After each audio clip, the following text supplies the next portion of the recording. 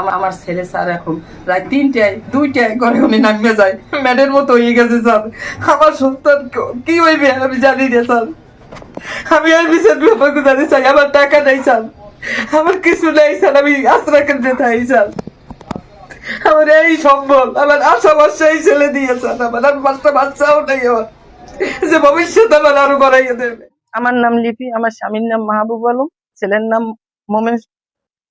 আমি খুব গরিব, আমি মানুষের বাসায় কাজ করি, আমার স্বামী অসুস্থ। যখন আমি শুনছি ফর্ম ফিল আপ, আমি আমার ছেলের লাগিয়ে টাকা লয়ে গেছি 3000, বুলবুল স্যারের হাতে নিয়ে দিছি। সে বলে এই টাকায় হবে না, টাকা বেশি করে নিয়ে আসো। কত টাকা? 5550 টাকা লাগবে। আমি স্যার তো আমার হাতে নাই, আপনি এই 3000 টাকা রাখেন, আমি আবার জোগাড় করে আমি লই যাবো। না, তুমি আর নিয়ে যাও, টাকা গোছাও, আমাদের মাথায় আছে, আমি তোমাকে জানামু, তুমি আসবা। তখন আমি এই বিভাগে রয়েছি, আমি আর যাই নাই। তারপর আমি 5 তারিখ, যখন 6 তারিখ পরীক্ষা হবে, 5 তারিখ আমার ছেলে বলে মা 200 টাকা দেওয়া লাগবে, আমাকে এই পরীক্ষা চলে। তখন আমি গেছি বুলবুল স্যারের দ্বারা, স্যার আমি টাকা লয়ে গেছি স্যার, এই টাকা কিসের টাকা? আমার ছেলের ফর্ম ফিল আপের টাকা। তোমার ছেলের ফর্ম ফিল আপ হয়নি? আমি কি দাদু কি করেন? আমি সারা মানুষে জানে আমার ছেলের ফর্ম ফিল আপ হয়েছে, আপনি বলেন ফর্ম ফিল আপ? হ্যাঁ, তোমরা আমার লাগে যোগাযোগ করো না। আমি কি যোগাযোগ তো আপনিই বলছেন যে আমি তোমার ফোন দিয়ে জানাবো। আমি গরিব মানুষ, আমি কাজ করি এখানে, আমি তো খোঁজ রাখতে পারিনি। না হলো আমি কই দাদু তা ঠিক আছে, এখন কিভাবে করা যায়? এটা তো সব মানুষই জানে, অর্ধ হয়ে গেছে। তাহলে আপনার কোনো যদি ফাঁক যোগ থাকে তাহলে আমার সিলেক্টটা করে দেন। কোনো ফাঁক নাই, কোনো কিছু নাই, আমার মতো করার মতো কোনো শক্তি নাই। আমি কি দাদু বরিশাল বোর্ড থেকে যাইয়ে যদি করতে পারেন আমি খরচা দিমু, যেভাবে হোক আমি চান্দা উঠাইয়া আমি খরচা আপনাদের দিমু, তবু আমার কাজটা করিয়ে দেন। না, সে পারবে না। এই বেড়াইছি এন্দার স্যারের দ্বারে, স্যার আমার ছেলের, হ্যাঁ তোর ছেলে ফর্ম ফিল আপ করে নাই আমি জানি। আমি কিন্তু আপনি যে 5টা বছর আমার ছেলেরে পড়াইছেন, আমার ছেলেটার যে ফর্ম ফিল আপ হয় নাই, যে ছেলের ফর্ম ফিল আপ হইয়ে গেলে সেই সিরিয়ালে যে আমার পোলা নাই, আপনি তো একদিন কালে আমার বললেন না যে খয়রাতি গুলা তোর ছেলের পরে ফিল আপ করবি কি করবি না? হ্যাঁ তো বলেন নাই। আমি জানি না। তা আমি আপনি আর বুলবুল স্যারের তো হয়েছে না এই মাথা, এরা দুজনেই তো ফর্ম ফিল আপ গুলো করেন। এইবার কই দাদু তা ঠিক আছে, যা হয়েছে অন্যায় আমার, আমি আপনাগুলোকে যোগাযোগ করি নাই, তাহলে কিভাবে আমার ছেলেটার এখন করা যায় এইটা করেন। সে আমারে বলে যে 50,000 টাকা দিলেও এখন হবে না, তুমি যে আকাশের চাঁদ চাও, চাঁদটাকে আমি এখন তোমারে নামাইয়া যেতে পারবো না, এই কথা কইছে। তারপর আমি গলা চিপে আইছি আমার এক দেওয়ারের দ্বারে, ভাই এই ঘটনা, তুমি তো তোমার স্কুলের হেডমাস্টার স্যারের দ্বারে জিগাও যে আমার ছেলের ফর্ম ফিল আপটা কি করা যাইবে। 5 তারিখ 6 তারিখে তার দ্বারা আসছি। এবার ও যাইয়া ওর হেডমাস্টার স্যারের দ্বারা জিগেছে, সে বলছে যে হ্যাঁ লেট ফি দিয়ে করা যাবে, ওটা তার হেডমাস্টার স্যারই পারবে, এছাড়া আর কেউ পারবে না। তখন আমার আবার শক্তি হয়েছে, তখন আমি ভোরে ফজরের নামাজ পড়ি, আমার অসুস্থ স্বামী লিয়ে বুলবুল স্যারের বাসায় যেয়ে তার আমি ঘুমে উঠেছি।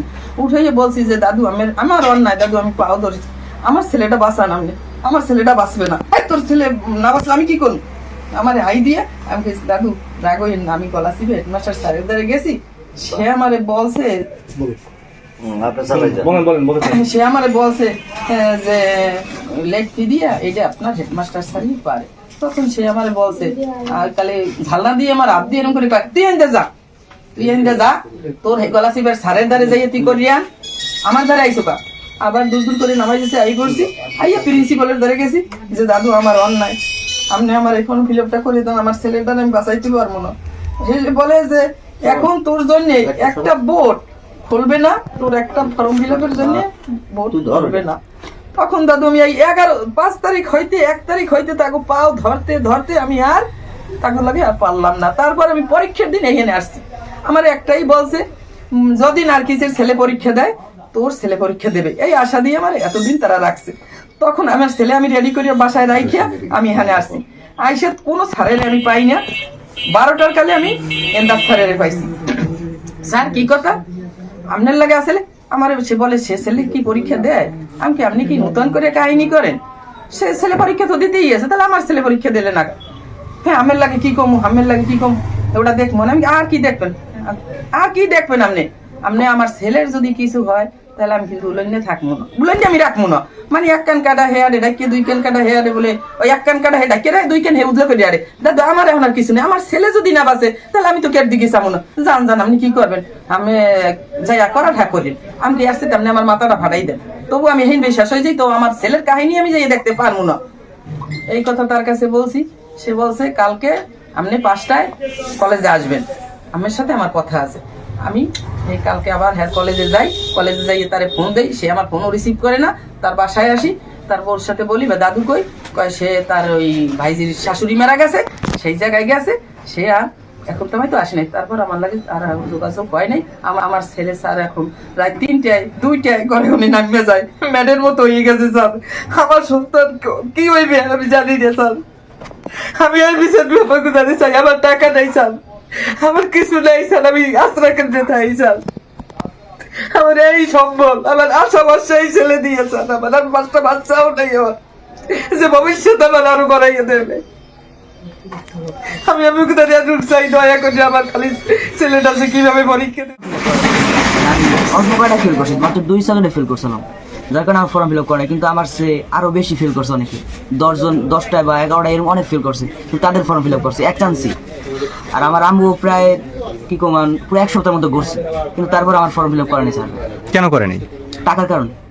তোমার কাছে টাকা পয়সা চেয়েছে? কত টাকা চেয়েছে? 5600 টাকা চাইছে কোচিং সহ, কিন্তু আসলে আমার কোচিং করেনি কোনো। 3 মাস কোচিং করার 3000 টাকা চাইছে, কিন্তু কোচিং একদিনও কোচিং করেনি স্যার।